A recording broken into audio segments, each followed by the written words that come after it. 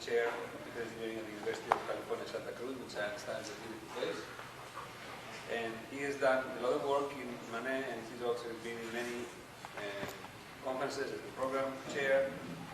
He has been an advisor to various organizations. He has received the IEEE Internet Technology Award. He was in the IEEE Technology Award Committee, and he has the IEEE Richard Hammond Medal Committee, and he has served in many of his capacities. Today he's going to talk to us about a parenthesis yet another look at Ad-Hoc network. So we are all anxious to see what the yet means. Welcome. The yet is that, well, thank you for the invitation. I'm really happy to be here. And the yet means some of you in the audience may have seen some of these slides before. Hopefully I created a few new ones for you. So what I'm going to do is basically try to give you an excuse for why after almost 40 years now people are still doing packet radio and focus on architecture and protocol issues. And I'm not going to get too deep into any one of the subjects. This is just more like an opening discussion. I won't touch really anything about systems, and then give you a sample of what the kind of things we are doing at UC Santa Cruz and PARC related to architectures and protocols. So, why a new look is the reason is not that DARPA and NSF and ARO have funding for it, although that really helps. But the real motivation for this, or at least the excuse for getting more funding, is that after more than 30 years, what we have is packet radio is with us again, and is for two reasons. One is that we have a tremendous application push, so that we want all these new applications, always-on connectivity, sensorized environments, etc. And then the technology push is that we are now finally able to do something that is affordable. So with that, what we have seen is a lot of activity. You can see the many conferences that we have now in wireless networks and sensor networks, so that more and more we are looking into computing, and which to me it means the communication, processing, and storage being everywhere and invisible.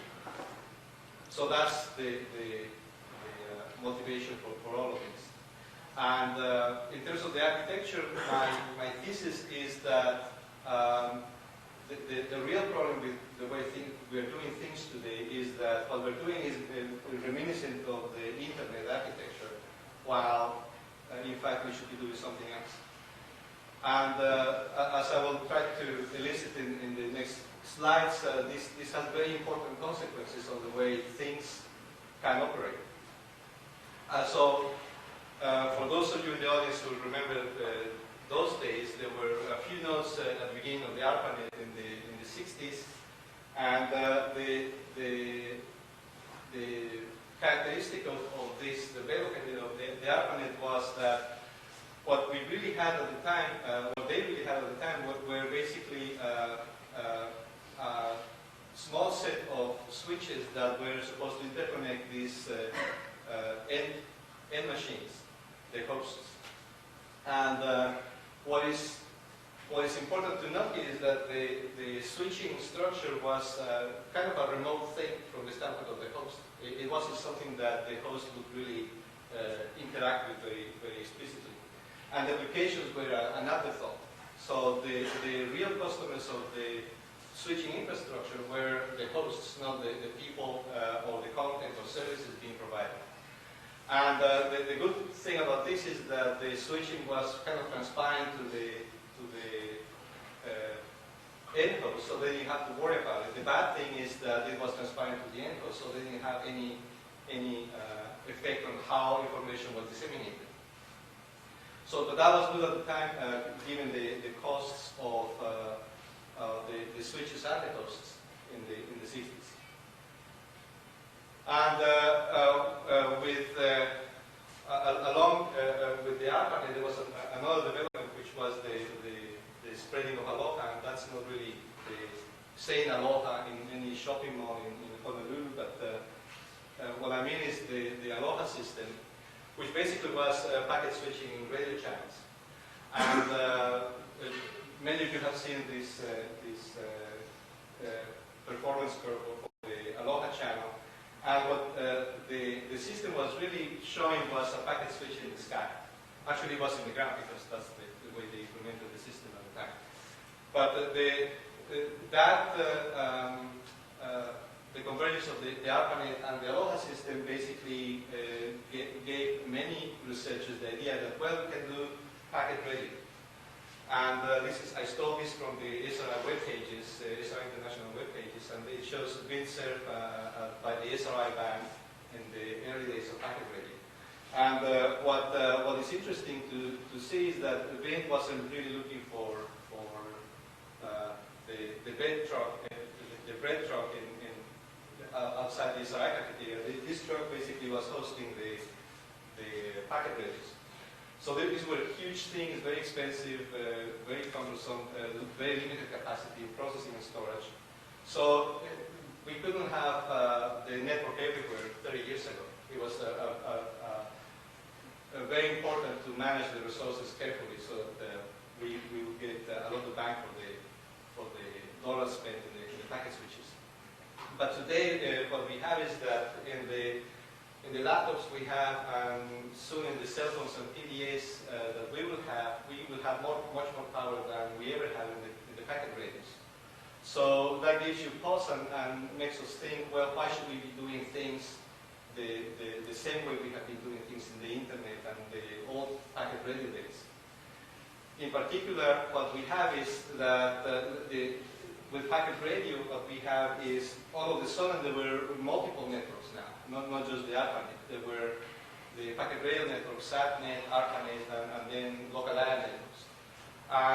Packet radio not only introduced the Aloha system, and packet radio not only introduced the feasibility of doing packet switching over radio channels, they also brought up the need for interconnecting multiple networks. So with packet radio and the SATNet, there was a need for interconnecting the ARPANET to other networks, and that gave rise to the internetworking problem. So the internet today, and why that's important is because the internet today you can view as a success story of two worlds, in the sense that we have the switching infrastructure world and the processing and storage world. And the way in which we have implemented things today is such that the Internet protocol provides the glue for the two worlds to merge with one another. And we have this clear demarcation of labor, if you will, in which we have the simple activity in the switching part of the equation, and storm forward is very simple. And everything that has to be done with the content in terms of storage or processing is thought to be done at the edges. And the end result is that networking, basically the information dissemination of the provision of services really is independent of the content itself. And this is good and bad. It's good if you want to simplify the system and make it very cheap, which we had to do 30 some years ago. It's not so good if we think of the network being everywhere. So according to the internet approaches to dwell a bit more on this, what we have is packet switching that optimizes link utilization. And this is exactly the right thing to do if the links are very expensive and you have just a few of them. And then we have a very limited instruction set. Basically, the routers and the packet radios were doing very simple things to the packets they received. And they couldn't do a lot of processing, so a lot of the things that had to be happening had to be explicitly stated in the packets. And so basically we have this encapsulation discipline that leads to all these layers of protocols. And last but not least, we have that, I'm just burning my finger, but the way in which we build the routing tables, we assume that we have physical end-to-end connectivity. Otherwise, if there's change in the topology, we have to restructure the routing tables, one way or the other. So this has been a great formula if basically you can just over-provision the heck out of the system, or basically you have bandwidth being scarce and storage and processing being expensive. Now, none of these premises are true, so this still works well in the internet because we can over-provision. But we cannot over-provision in a mobile Ad-Hoc network because we just have the radio bandwidth we have. So we cannot deploy more fiber at will the way we can in the internet. Another aspect of the internet approach is we have that the hosts are the customers of the switching infrastructure. So with this division of labor, the blue world of the host is really the customer of the packet switches. And so we have been doing all these routing and dissemination decisions on the basis that we have to go to a specific IP address, the Internet Protocol address, to deliver the content, or to get the content, or to provide the services. And there is this notion that we need to use globally unique identifiers as part of the routing table. So now, as a result, we have all these big problems of how do I change my routing tables if the destinations are moving around. So more and more, while it made sense to do this because it didn't make a difference if we do globally unique identifiers or locally unique identifiers when we only talk about a few hundred nodes, which was the case many years ago. It makes a huge difference if we talk about millions of nodes and the nodes are moving as much as the content itself or the services that we're providing. So it doesn't really make sense to do an early binding of the information I want to provide and where the information needs to be provided. And there are some caveats, practical caveats to that, in that, for example, 35% of the DNS today queries fail, the domain name system queries, basically how you map the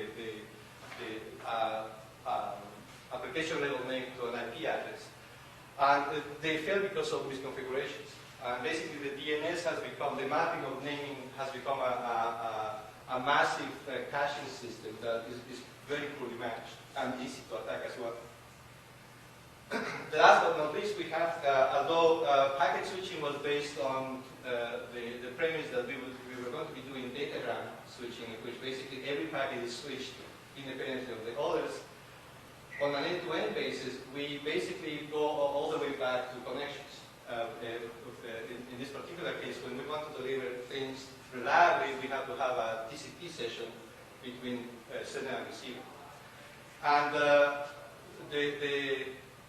this is a problem because if you look at how the network is being used, what the real customers of the system want to receive, we see that the vast majority of the information is really asking related to entities, chunks of data that could be obtained from anywhere in the system. So the closest we get to trying to solve this problem is the caching solutions that Akamai and others can provide. So we have these congestion problems because of the protocol layers that we have. Instead of solving the problem of right off the bat, and how do we do switching correctly, so that when we switch information, we do so to spread the congestion in the network. We are oblivious to that, and basically we need special congestion or flow control mechanisms on an end-to-end basis to resolve the problems that we didn't solve at the network and medium access control layers. So again, this works on the basis that we have end-to-end connectivity, and flow control by definition assumes that there is a sender and receiving session, and which assumes that we have a way to talk to each other in real time. And the way we do things, we have one session fighting against all the other sessions. So it's like a competitive kind of approach. So the good is that we have a glue of linking transmission media with applications through IP. The bad is that the network behaves as still behaves as if storage and processing are very expensive and cannot be applied inside the network. And pretty much as a consequence, maybe historical or not, all that is that on an end-to-end basis, we are still establishing communication by essentially building virtual pipes between senders and receivers. When in fact the information that needs to be obtained could be coming from anywhere in the network that happens to have information. We shouldn't have to specify a particular destination point. So why this is important is because now we're asking ourselves, what do we do when the network is everywhere, and how should we support the content processing? Why should we support content processing independently of the dissemination of information? And now that more and more all of these storage, processing, and bandwidth even are very cheap, so how should we do our restructuring of the system so that we satisfy the people or the processes rather than try to keep our links filled with packets? So from the protocol standpoint, the issues that we're looking at is that the network control is based on algorithms that were designed for point-to-point links. And we clearly don't have that in the case of a wireless network. We are using allocation of resources on a fixed basis, and we're not opportunistic about which portion of the spectrum we should be using at any given time. And we have these protocol stacks that we have developed, which made sense if we want to keep processing simple, because our computers are very expensive, but doesn't make sense if we want to make really good use of the overall network resources. And this isolation of protocols is a problem, and you'll see why in a few minutes. And we are not really taking advantage of the new hardware that we have available in the wireless domain. I don't know why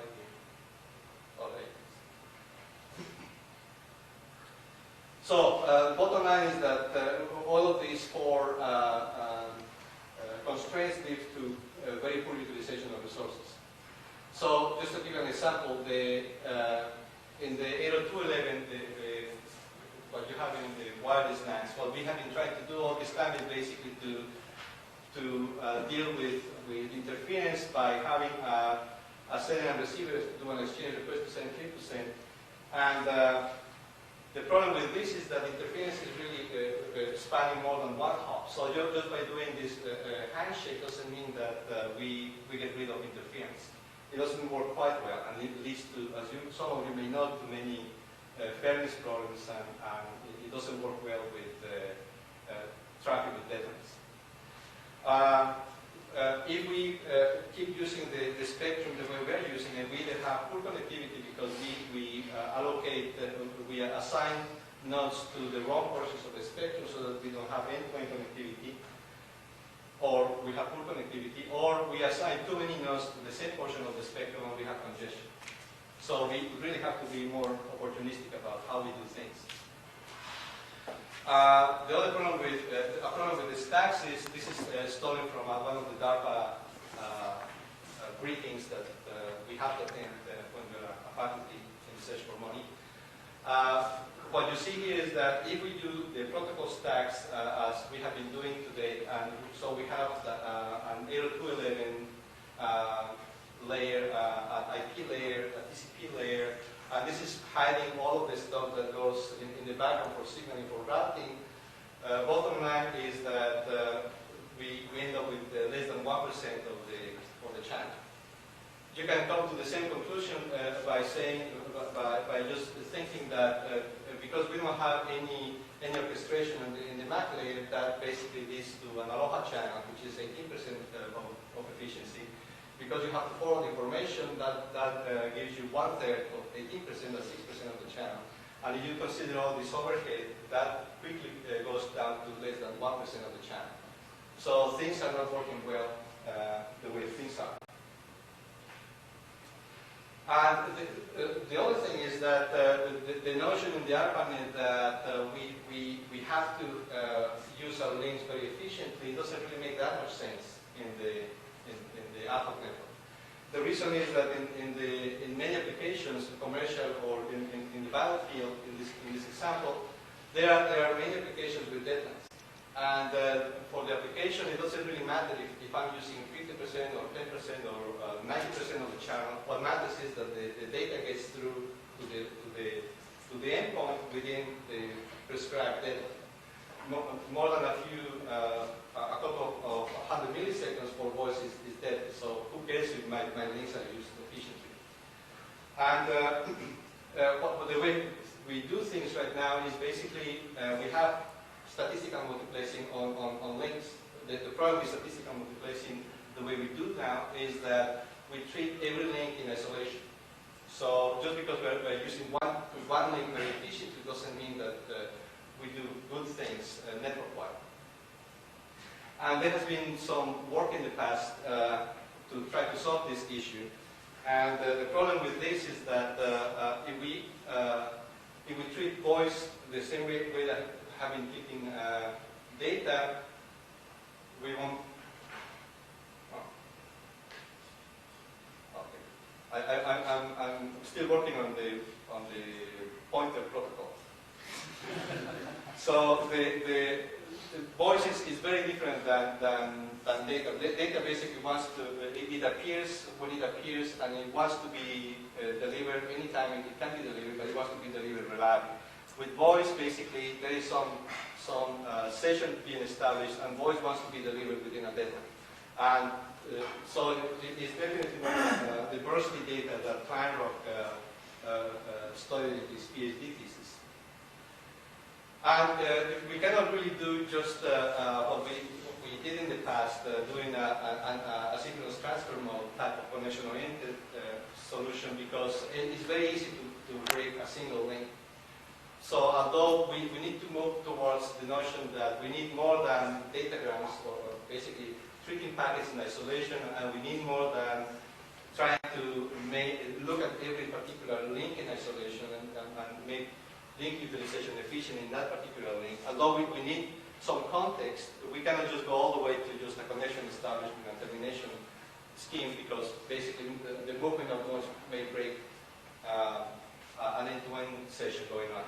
So we want the best of both worlds. We want the robustness of switching packets, as in datagram packet switching, and we want the context that we gain by having the notion of communications going on. Maybe so. So the other thing is with the kind of radios we have now, interference, if it happens, it's just like life happens. So why should we fight it? And so maybe we should be looking at techniques that exploit the fact that we have interference, we have broadcast links, and for nothing else, because we haven't been that successful at avoiding interference. So the next of the talk is basically just giving you a sample of what we have been trying to do at UC Santa Cruz and PARC. And bottom line is that we are telling everybody who would want to listen to us, or may not want to listen but has to listen to us, that we need to rethink a few things about the way we do networking today. The number one is in green, and basically that states that we need to even think in a different way as to how we go about analyzing networks and protocols, and how do we go about optimizing the performance of these networks. The other four items pertain to more as to what we need to design and build. So we think we need to rethink the way we do packet switching, because protocol stacks are not working, and there is no reason why they should be working if we are basically eliminating the use of all the storage and processing capacity in the network. And we need to do things about end-to-end connectivity. And this is critical if we do things in settings that are, have a lot of transient connectivity, like in the battlefield or emergency situations or peer-to-peer systems in which nodes meet and go. We need to do something about the way we do resource allocation, the channel and storage combined. And we need to think again about, given that interference will happen, then maybe we should rethink the way we do the communication among the nodes that will basically be talking to everybody around them anyway. So let me just dwell a bit on each of the topics. May I spend more on, can I go beyond noon time? Yeah. So the premise is that this is not the same network that we had way back when in the mid-60s when the ARPANET was created. The network is supposed to be everywhere, and the nodes have a lot of storage and processing capacity now. So there is no need to try to be very, very stingy about how we should use a particular link anymore. So what we are looking really is at protocols and architectures in this talk, and the question is, well, I mean, how do we go about, it's a protocol stack, but in essence it doesn't have to be a protocol stack, probably it shouldn't be a protocol stack.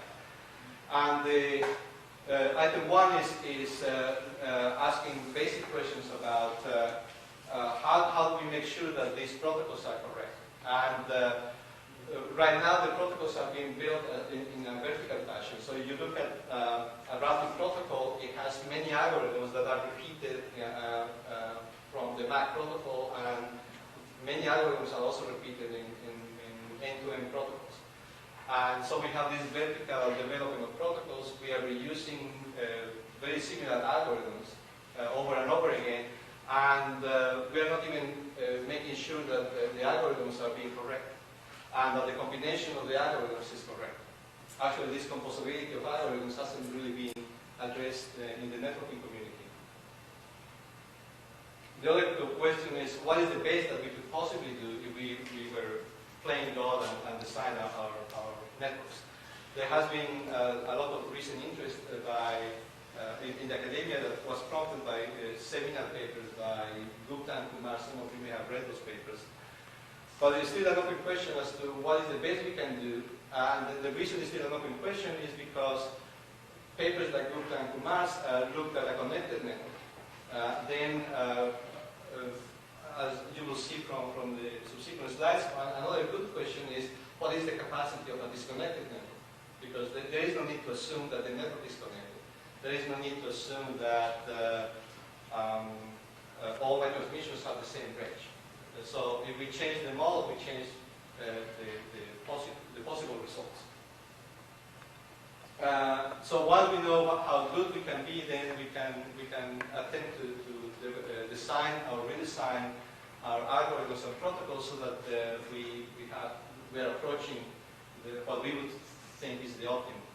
And for that, we need analytical models because it's very time-consuming to change a tiny bit it's very difficult to change a few of the many physical layer parameters to render conclusions. And relying on simulations, it takes too long. So we really need analytical models to complement what we can do in simulations.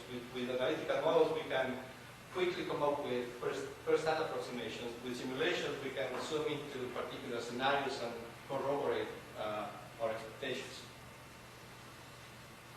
And then all of this really gives feedback to each other. So the more we know about what is the best we could do or redefine our notion of network, the more we will maybe tempted to change our designs of algorithms or protocols, and basically becomes kind of a feedback loop. So this is what the RD Research Office has been calling the science of networking, and based on this need, we have a project going on at 7 campuses that started in 05, last year, and God willing will go for 5 years to those AIL people in the audience. We're basically looking at these basic questions. So we're doing we're making good progress. I'm going to switch into the other 4 items that I listed instead of dwelling with the fundamental questions that we are addressing in DOC. Those interested, you can go to the URL and download papers and other things from the page. The first point is okay, so if protocol stacks are bad, then how do we go about rethinking packet switching and protocol stacks? And so I mentioned that the ideal is an in-between datagram switching and virtual secret switching. So we call it context-aware protocol signaling. And the context is basically a short way to state that the way in which a node decides to switch a packet or a chunk of information is based on the information the node has about which are the other nodes competing for the shared resource. Typically the shared band. And what is the purpose of the information? So it's not sufficient to just say, okay, I'm going to fill my link with as many packets as I can. It's important to say for the switching activity to consider the fact that voice packets have to be sent at a particular rate on the channel, for example. And so there are constraints on the type of information that we have, and there are also constraints on the type of environment that we have. So some of the nodes may be very busy processing information or doing other things.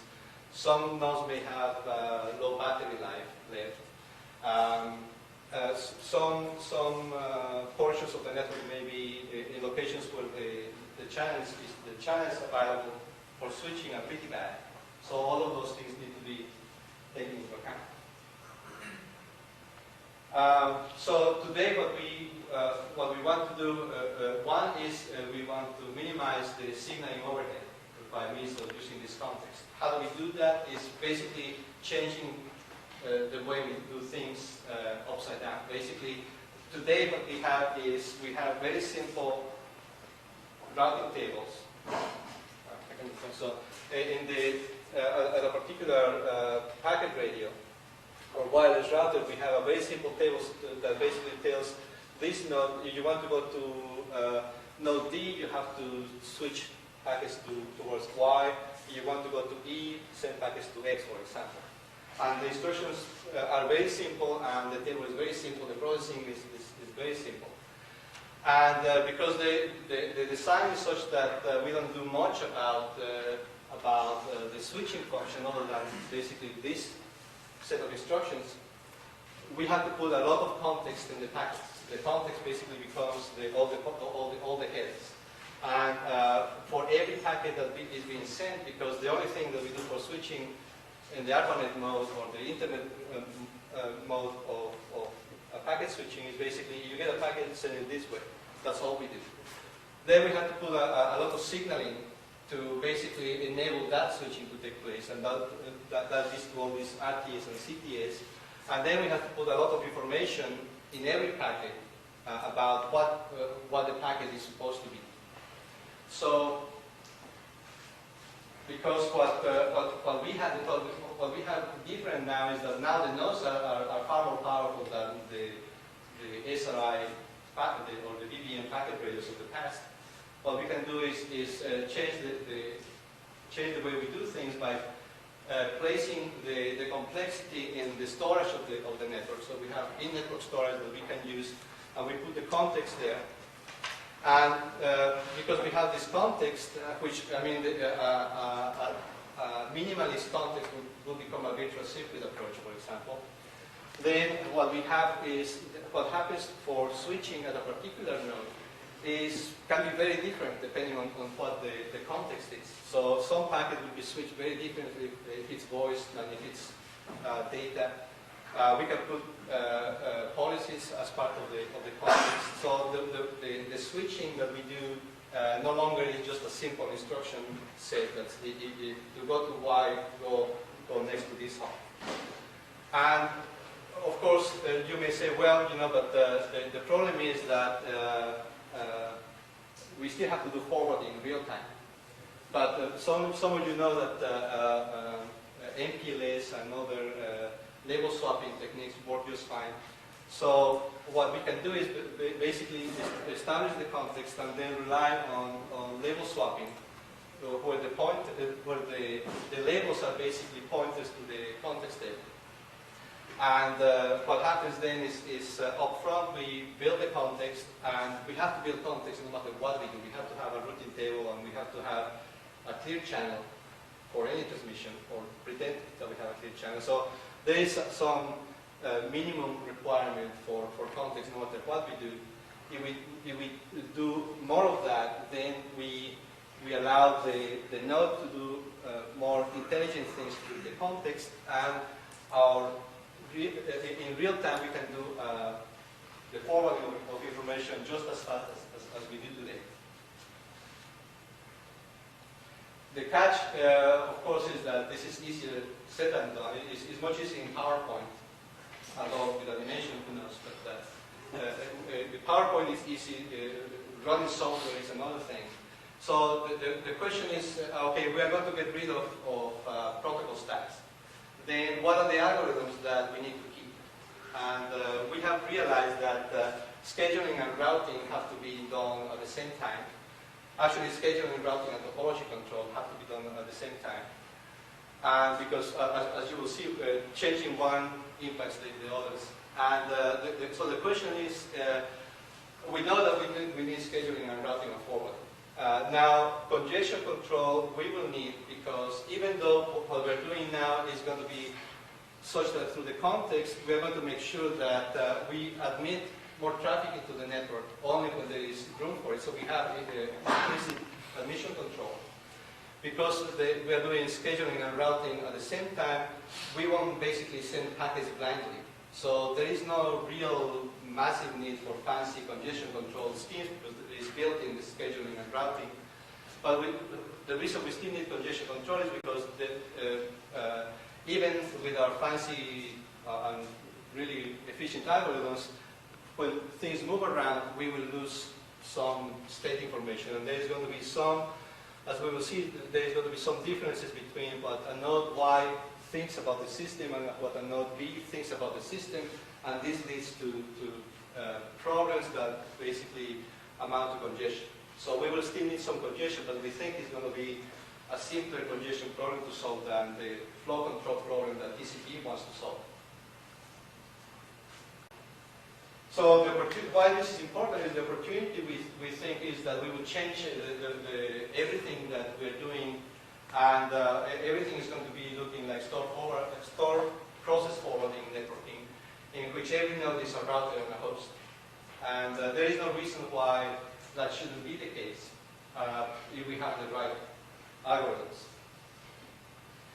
And so it's a new kind of network, because the instruction set, how the information is switched, is going to be different than just your vanilla packets with the datagram packet switching.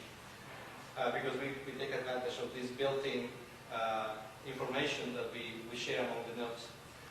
And so the routers now process the content. What processing means is that I may put some more coding on the information I'm sending. I may basically change the destination that I'm stating for the content, and going to the naming problem. Because the network is everywhere, rather than trying to do an early binding as to get this content or service, you have to go to this particular host. We will build our scheduling and routing on the basis of what we want to get, not where that thing is.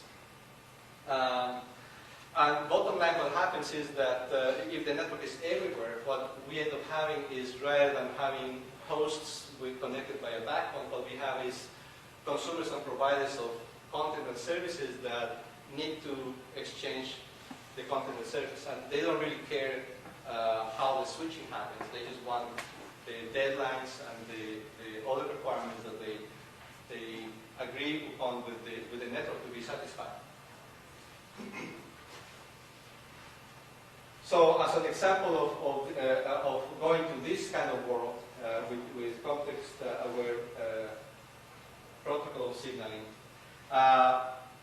let me talk about the maximization or trying to maximize channel use and providing bounds for channel access delay. And this is important because in addition to trying to be efficient with the system, we also want to transmit voice and other deadline driven traffic. So just by way of example, we assume that this node B is being impacted as a receiver by what happens in these other nodes. In the yellow nodes are the nodes that B understands, the green nodes are the nodes that B doesn't understand but can still interfere with transmissions to B. So there are 10 of these guys. So that is an assumption for the PowerPoint example. Now, if we do things the way we do things today, then, as I mentioned, with contention-based channel access, we get 6% of the channel. And the reason is that if you look at a particular packet, we are not orchestrating our activity in any good way.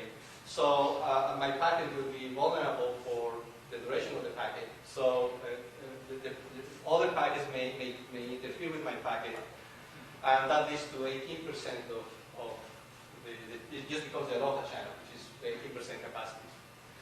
And because a node has to relay the information, so basically in this case, node B sends, let's assume sends a packet successfully to node E.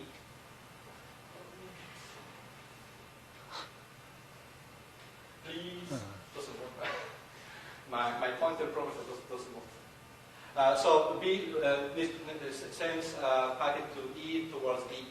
Now B cannot send the next packet until E has successfully forwarded the packet to F. So basically that reduces to one third the capacity of the local channel. So we get about 6%. I mean, this is kind of hand-wavy first order approximation, but it's fairly accurate. So basically, the best we can do is when a node is sending a packet every 6 packet times in the average. And of course, once you get to that peak, there is a lot of potential for misbehavior of the system. If we do fixed scheduling, as in TDMA, then the problem is that we have very poor utilization because we are completely eliminating collisions or contention by giving one chunk of time to every node, but then if we have many nodes, then the throughput is really bad because it's 1 over the number of nodes. And even if you look at the throughput in a neighborhood, it's still basically the size of the neighborhood divided by the number of nodes, which is still tiny if the number of nodes is very large. So TDMA is not just blindly doing TDMA, it doesn't do it. So the approach we're taking is basically doing scheduling as in TDMA, but having some notion of the neighborhood.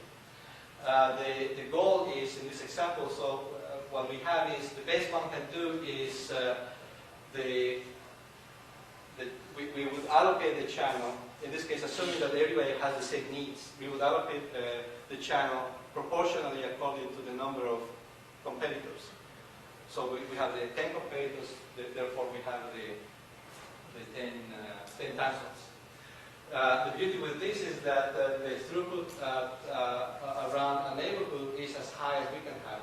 So chances are, no matter how we do channel access in the future, we will tend to do some neighborhood-aware scheduling kind of approach. Now, the caveat with this is that you notice the 10 reservations. For traffic like voice, it doesn't suffice just to do a nice distributed scheduler. because things will be changing and the needs of the nodes will be changing. But for voice, I don't really care if there's another voice coming into the system. I want my voice, if it has started, my voice conversation should receive the same type of service. So to satisfy these requirements for applications like multi-hop voice and others, we need reservations. So, just to show you some results, some simple results. In this case, it's a very simple setting in which we have one version of the approach, which is context-aware scheduled access, or CASA. And what we have is voice over IP, a voice over IP session going from A to B, and then we crisscross with the FTP sessions.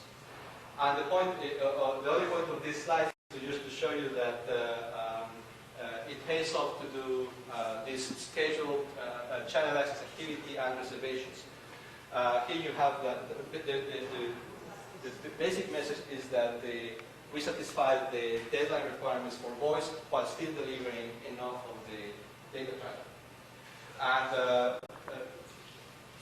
many of you know already that 802.11 any of the flavors doesn't satisfy the voice requirements. Very quickly, the latencies experienced for voice just go through the roof. Similar thing for a 100-node network. I won't bore you with the details, but basically, this is just to show you that context-aware scheduling and reservations is really a good medicine for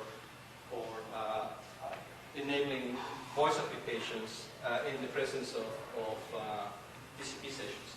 So this is on the horizontal axis, we have the crisscrossing TCP sessions, and then the average delay incurred by the voice session. So with 802.11 very quickly just goes to the roof, and the reason is that the packets have been switched independently of what the packets are.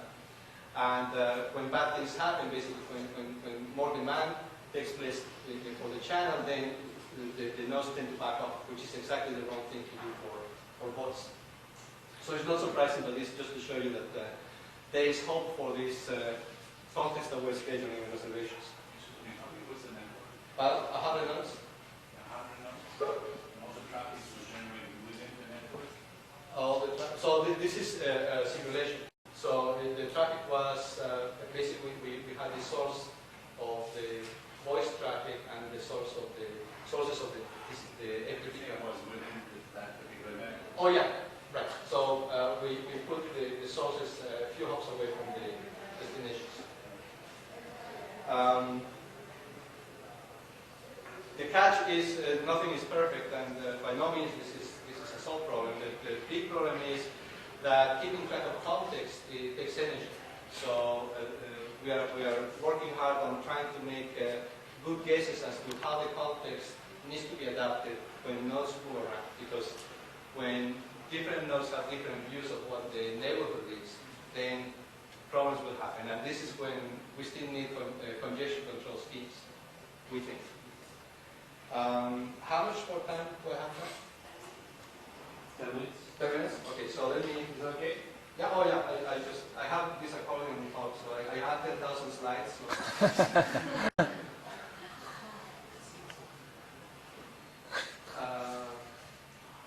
Well, let me just show you what we are doing with, let me show you one thing and then I go back to connectivity. So one thing is the tricky part with networking is that for wireless networks is that I mentioned that we have to do scheduling, routing, and topology control at once. In the same example I mentioned with CASA, we tried CASA with oblivious to the routing, and it doesn't really work well. The reason is that the routing needs to be exploiting the schedules that are being built. Otherwise, even though I build a nice schedule for voice, the routing doesn't take advantage of that, for example. And topology control is important because what happens is that there are some nodes that are less powerful than other nodes. So I may want to use those nodes less. And there are some nodes that are very well connected, and I may want to use those nodes differently. So all of the decisions I make for scheduling and for routing and topology control are kind of intertwined when nodes move around. Adding to that, we have all these multiple constraints, which are, the constraints are basically what spectrum I have available in different parts of the network, what is the state of the physical state of the channel, what traffic I'm sending, that's another constraint. Basically, it is QoS constraints. And there are also administrative constraints. Maybe I don't want to send information through some certain nodes for whatever reasons. And there are nodal constraints, basically power and storage constraints. So the only thing I can say is that this is a very tough problem. And I mean, just doing routing, optimum routing or optimum scheduling, just doing the tip of the triangle there, this optimum scheduling is incomplete. So there is no way we're going to get a solution to the problem using a fancy equation that we say, okay, we put these parameters in my cost function and voila, I'm done. It's not going to happen. So we have to work on heuristics and we have to work on a set of algorithms that approach some notion of optimality. Now, what optimality means with these multiple constraints, I don't know, but I do know that we won't be able to have a utility function that we can claim, okay, if I give these parameters, voila, I'm solving the scheduling, routing, and topology control problems with multiple constraints. So, while it will be a nice thing, it's not going to happen. What to do with connectivity, and then I'll show up. Because launch needs to happen. So another problem, this is related to the disruptive tolerant networking program that DARPA has. What happens when there is no physical end-to-end connectivity ever between sources and destinations? And the reasons may be many. Maybe because of the radio link, the radio range is not long enough, maybe because there is physical obstructions, whatever reason. So what again, our approach is, I guess we have a hammer and everything looks like a nail to us right now. So we are trying to use storage, processing, and communication in an opportunistic way. And basically, we are treating routes as functions of space and time. And this is important because it relates to the previous slides in the sense that right now we think of routing as you have a graph, you run shortest path, you favor shortest path, and then voila, you have a path. Now, routes really are space and time functions in the sense that it's not just the connectivity, but when connectivity happens. And if we take the item as to when connectivity happens, we might as well link the routing with the scheduling. So that's why, even just for this application, linking routing with scheduling makes a lot of sense. And the trick is how do we exploit long-term storage of nodes so that essentially we are treating the storage of the nodes as extensions of the radio bandwidth.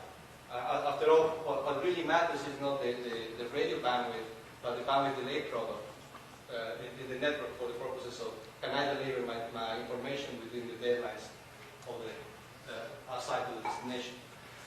So we have this opportunistic process forward, and basically just you see this guy moving around, and then the routing has to make opportunistic use of the connectivity, and then over time the packet will be delivered, even though at no point in time there was connectivity from source to destination. In this case, the destination was the G. So how do we enable that? And if you look at what has been done to date, we have routing that is dependent on having, that is independent of having time-dependent links. We have proactive routing, on-demand routing, epidemic routing, and I'll mention a few of those next. And we have the other routing that has happened is it basically takes into account space and time constraints of the links, but the approaches today basically are based on moral. So meaning I know everything. I know when the links are, I know who wants to send what to whom, I know everything, then I can solve the problem as a programming problem. But obviously we don't know everything in real life, so how do we do some of the first bullet and still instilling some time constraints. If you do proactive routing, the problem is that everybody has to know about every destination. So you nag everybody for no good reason.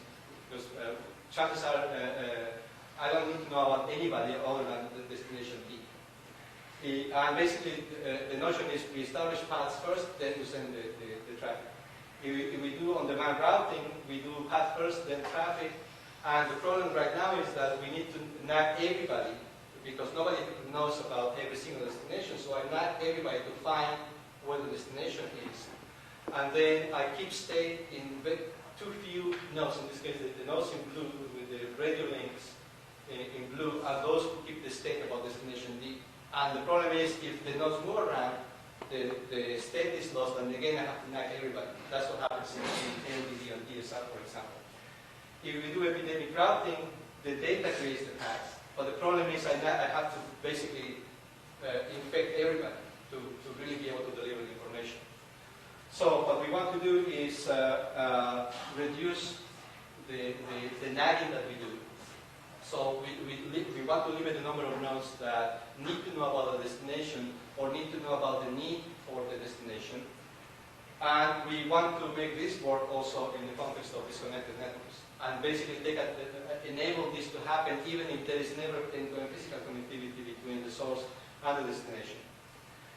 So we have two goals, therefore we believe two components are sufficient. So we are limiting the impact of signaling and data to one component, and working, we are trying to make the distributed algorithms work correctly in partitions and in the absence of physical end-to-end connectivity.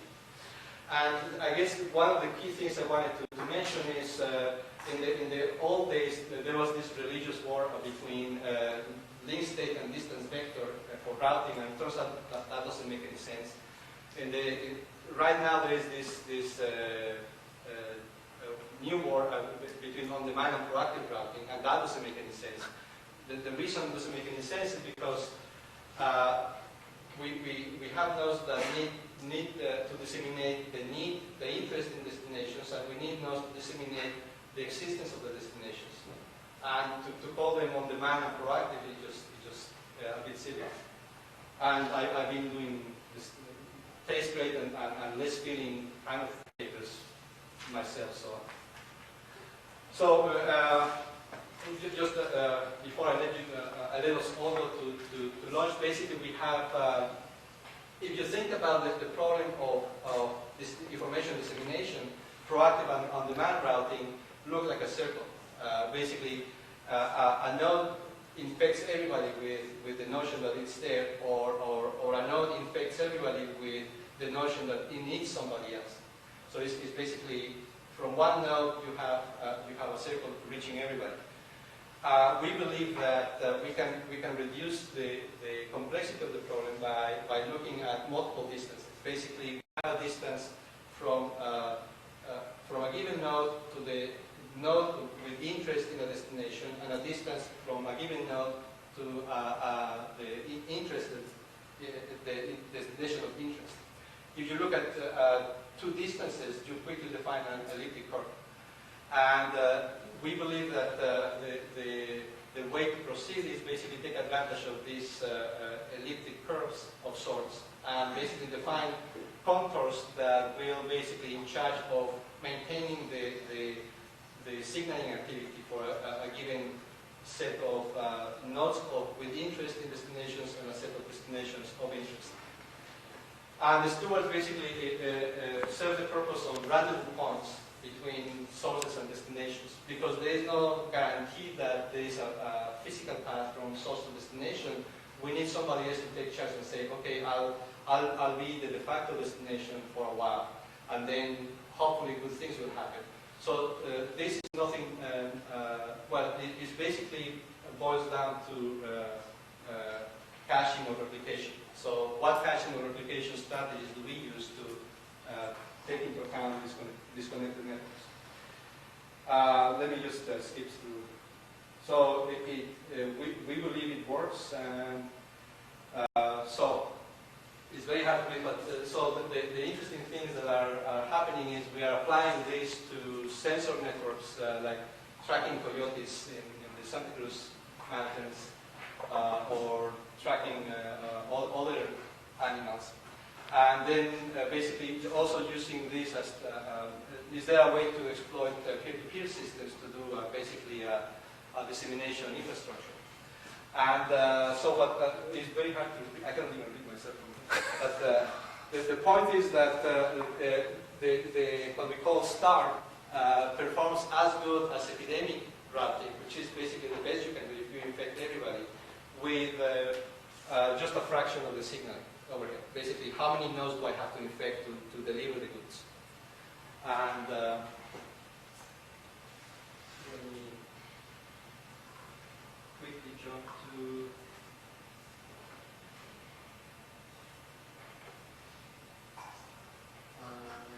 not so quickly maybe.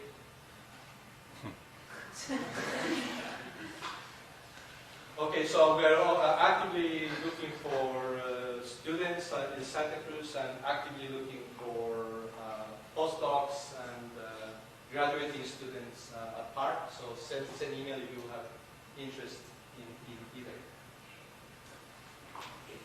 Thank you. Thank you very much.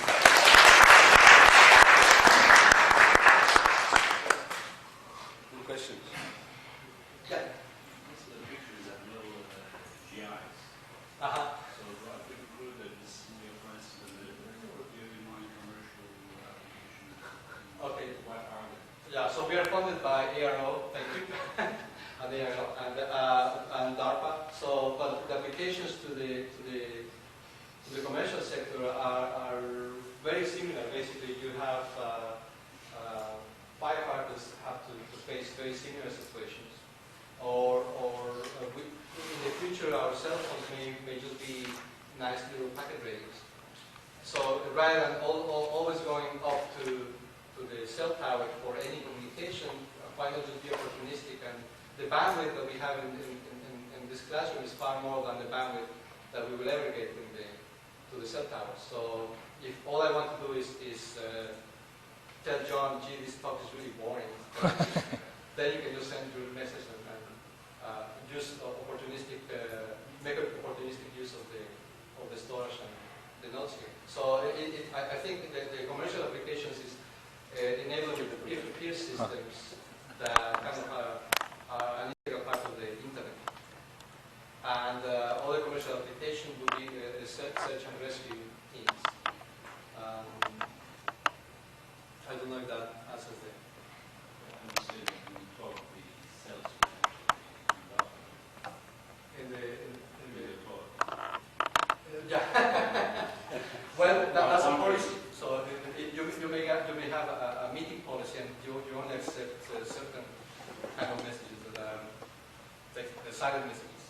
Well, we're going to take a longer question session because Professor Garcia-Luna has to leave at about 2:15. So, any other questions? So there won't be a round table. That's what I'm saying. Yeah, like when you were discussing the issue of the source and destination not having any terrestrial connectivity, have you considered the case of putting an overlay on the network to have a connectivity or to increase the capacity? But you know, then the network is connected. So what if you can't? So what if we are in the basement of It doesn't have to be connected all the time. But I can use it temporarily. oh yeah, right. So I see. So basically the connectivity may be episodic. Right. And if it's episodic with a periodic nature, that's great because it's just basically a bigger bandwidth delay growth. I can play with that. But the trickier part is if it's not periodic, and I have to basically treat it as a random event. But what we are doing works for both. So the periodic connectivity has been addressed much more, actually, and there are good solutions for that. Do they address the delivery awareness, as in the sender never knows whether the message was delivered and whether? Oh, that's a good. That's a really good question. What do we have to provide as the end-to-end service to the source? So do you really have to know that the information was delivered, or can you, or what is the time to live for the source to delete the information? It boils down to a caching question. How long should the source keep the data? And I guess there's a lot short answer to your question is it has been solved. And chances are for many applications, the source shouldn't have to be bothered because, okay, it was delivered. But if it's information that you really need to know, then you will have to wait a long time. Because it depends on the episodic connectivity back to you. This So, is an issue for military application. well, so it is an issue, but there are many applications with situation awareness. I just keep, it's like in caching basically, I keep refreshing the information that I send. So it doesn't really matter what happened a month ago. What really matters is what is You have happening. IER. Pardon me? You have IER. Yes. You have to have some guaranteed connections no matter what. In the military, they insist that this is a constraint that doesn't happen in the Well, so you have to put this in your constraints and do everything according to this constraint. So there are, depends on the constraint, right? Because There are some current constraints. The generals will tell you that I don't want that path to be connected ever. If the port network stalls, that has to be there.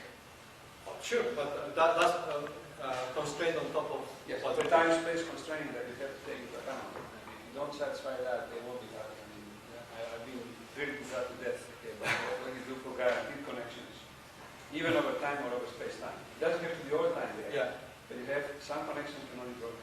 So That's a very important discriminant between military networks and civilian networks.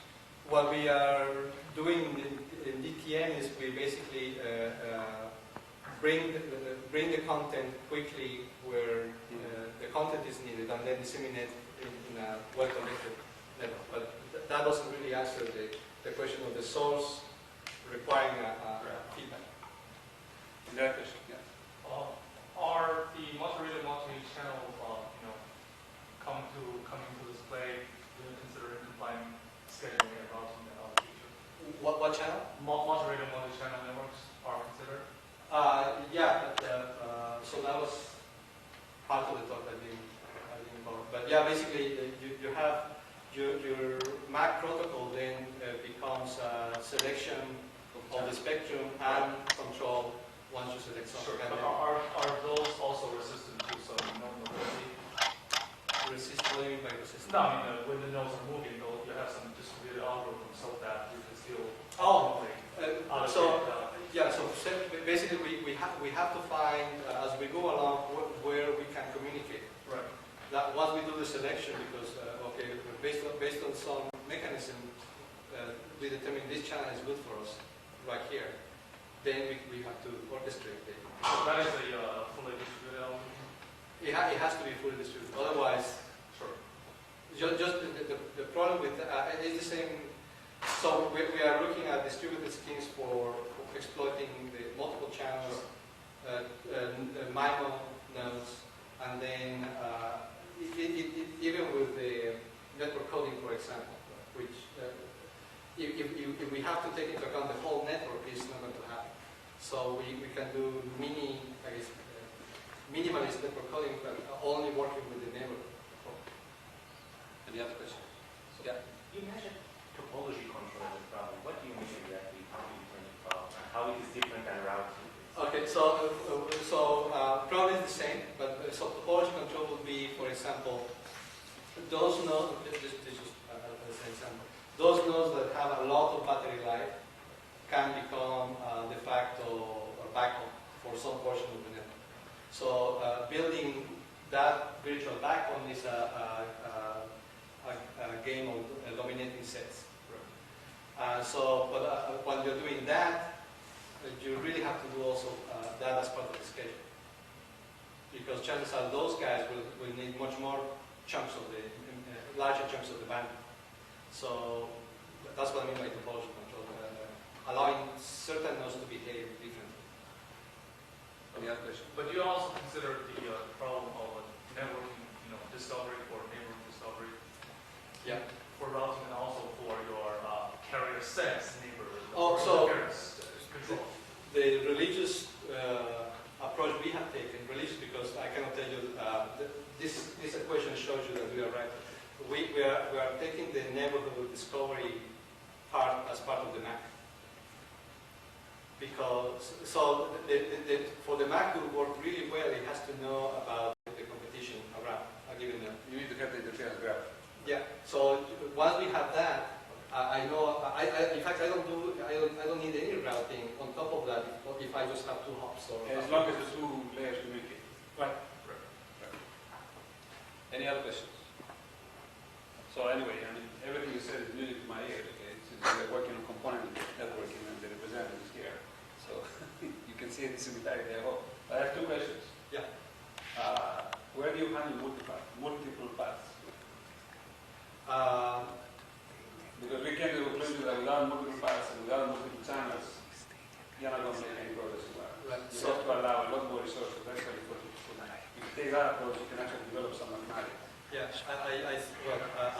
we haven't. I have done multi-path routing oblivious to scheduling and scheduling oblivious to route. But so what we think now is that we have to do multi-path routing at the scheduler and the router. The reason is that, for example, Gallagher showed is this optimal routing based on basically load balancing. Right. So to be able to do that, I need to schedule the links. So we believe we have to do multi-path routing at both the Mac and the network. You take the what you call scheduling and the routing together, but you allow multiple paths and multiple channels. If you Yeah. scheduling there, then you have something. Yeah, so what I mean is a given node will have multiple active paths and will choose to forward on this channel this time, on this other channel this next time. Yeah. And so. Another $1 million question. What estimates you have about overhead? What estimates? So overhead about anything you do. So what the goal that we have is we want to keep everything within 30% of the channel. Okay, so all the signaling and all that stuff, you're going to keep it 30%. And are you trying to have estimates for that? Yeah. For the overhead for the virus algorithms you have? Because that's in my opinion, is a very big hole. There's no estimate of overhead in anything that I know in wireless. Yeah, and so I mean, you know, we have the anecdotal slides now, but that's so or another slide. It's the same thing. the mini steps we're taking are so we are doing simulations like anybody else, but also what hasn't happened is a good characterization of the link lifetime based on mobility. So the mini step we have taken is an analytical model of how long links last based on how the nodes go around and the characteristics of the channel. If we have that, then we can have an analytical model for the scheduler and the router, because basically if my links go like that, that really impacts the signal. So I think within the context of the muring, we can make some progress and hopefully have an analytical model of routing and scheduling behavior. Any other questions? All right, thank you very much again.